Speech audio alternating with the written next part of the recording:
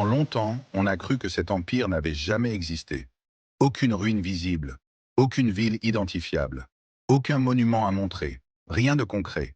Et pourtant, son nom revenait sans cesse, dans des textes très anciens, dans la Bible, dans les archives égyptiennes. Toujours cité comme une grande puissance, toujours comme un rival, jamais comme une légende. Mais pour les historiens modernes, le problème restait le même. Les textes parlent, le sol, lui, se tait. Alors le doute s'installe.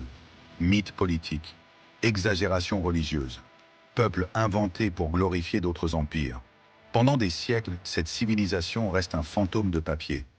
Puis à la fin du 19e siècle, quelque chose change. En Anatolie, des fouilles révèlent une cité immense.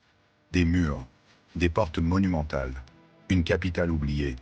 Et surtout, des milliers de tablettes d'argile, des lois précises, des traités diplomatiques complexes, des récits de batailles, des accords signés avec l'Égypte, un empire structuré, administré, reconnu par les plus grandes puissances de son temps.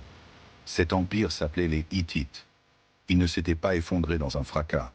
Il avait disparu autrement, de la mémoire. Et si une civilisation capable de rivaliser avec l'Égypte a pu être effacée pendant des millénaires, alors combien d'autres ont disparu sans laisser autre chose que des silences?